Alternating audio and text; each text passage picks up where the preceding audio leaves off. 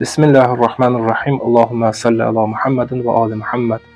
Söhbətimiz ilahi imtihanlar və insanlar ilahi imtihanlara yanaşmaq cəhətindən neçə dəstədirlər bu barədə olacaq. Bəzi insanlar çətinliklər zamanı fəryad edirlər.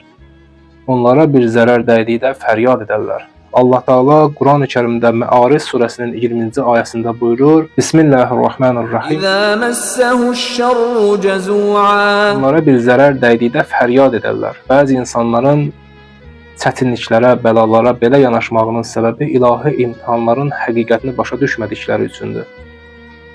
O insan ki, ona müddətlərlə bəla gəlmir, deməli Allahın o insan ilə, o bəndə ilə işi yoxdur. Bir gün Peyğəmbər bir nəfərin evinə gedir, bir quş yumurtası yerə düşür, sınmır. Peyğəmbər buna təəccüblənir və ev sahibi də Peyğəmbərin təəccübləndiyini başa düşür. Peyğəmbərə deyir ki, neçə müddətdir ki, bizim evimizə bəla gəlmir.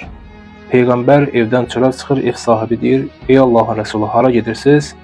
Peyğəmbər buyurur, o ev ki, müddətlərlə ora bəla gəlmir, deməli Allahın o ev əhli ilə işi yoxdur. İnsanlara üz gətirən bəla və müsibətlər onlar üçün böyük bir ilahi neymətdir.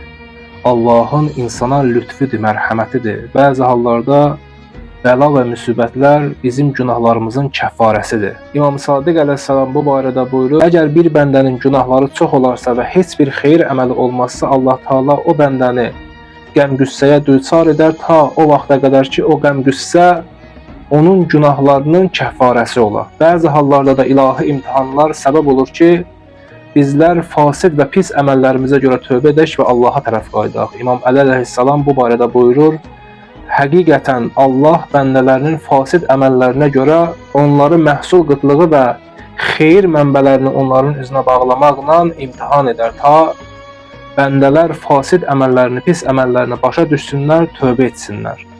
Allah Teala Quran-ı Kərimdə Əraf surəsinin 168-ci ayəsində buyurur: وَبَلَوْنَاهُمْ بِالْحَسَنَاتِ وَالسَّيِّئَاتِ لَعَلَّهُمْ يَرْجِعُونَ.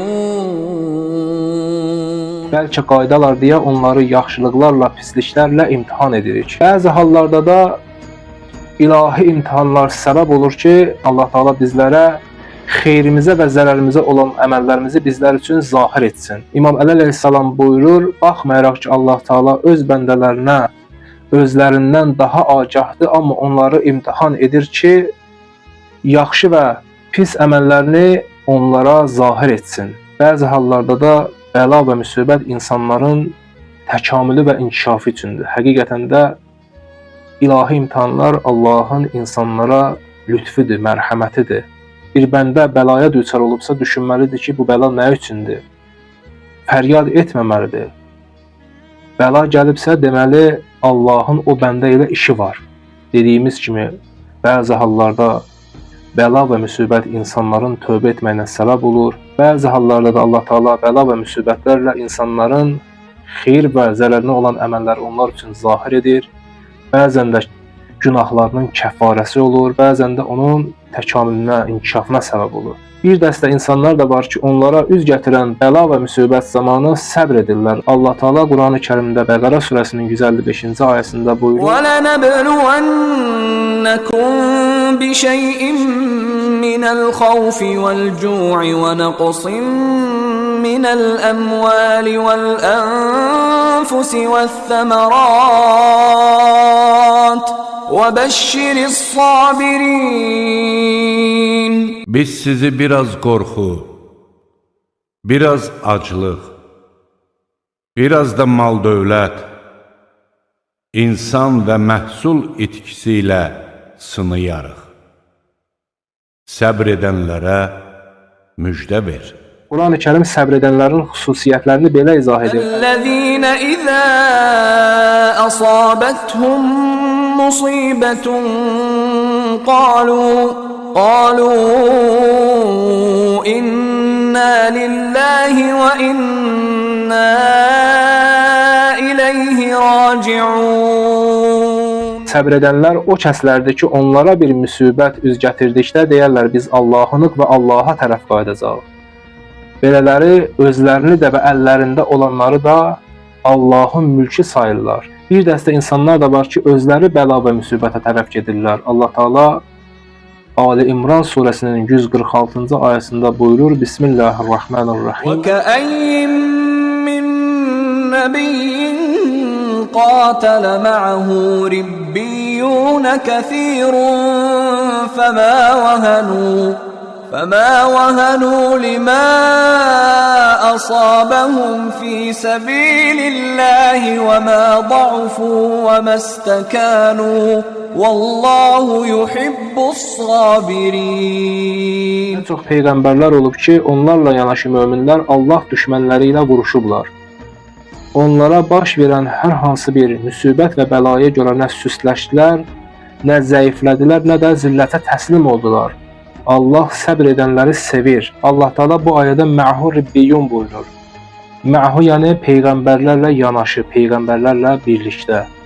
Başqa ayələrdə də var ki, amənu bih, yəni peyğəmbərə iman gətirdi.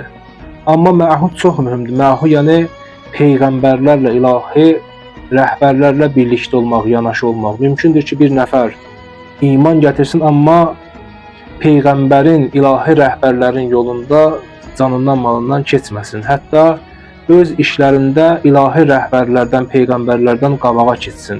Danışıqda peyğəmbərdən, ilahi rəhbərlərdən qabağa keçsinlər. Ayə mə'hunu belə izah edir ki, möminlər peyğəmbərlərlə yanaşı Allah düşmənləri ilə döyüşdülər. Onlara hər hansı bir müsibət və bəla üz gətirdikdə nə süsləşdilər, nə zəiflədilər, nə də zillətə təslim oldular. Mə'hu yəni hər hansı bir çətinlik də olsa, müsibət də olsa, bəla da olsa, heç vaxt peyğəmbərləri, ilahi rəhbərləri tərk etməzlər. Ayə buyurur, bu möminlər ribbiyundular. Ribbiyun o kəslərdir ki, Allahla bağlılıqları möhkəmdir, alimdilər, arifdilər, müqavimət əhlidirlər və öz işlərində ixlaslıdırlar. Bunların hamısı olsa ribbiyun olur. Belə möminlər həmişə peyğəmbərlərlə, ilahi rəhbərlərlə yanaşı cəbhədə, döyüş meydanlarında olublar və heç vaxt çətinliklər zamanı, müsibət zamanı, bəla zamanı peyğəmbərləri, ilahi rəhbərləri tərk etməyiblər. Bəla və müsibət zamanı nə zəifləyiblər, nə süsləşiblər, nə də ki, zillətə təslim olublar. Həmişə mübarizə meydanında ilahi rəhbərlərə kömək ediblər. Möminlər gərək bu xüsusiyyətlərə sahib olsunlar. Dünyada baş verən məsələlər onları ümid etməməlidir.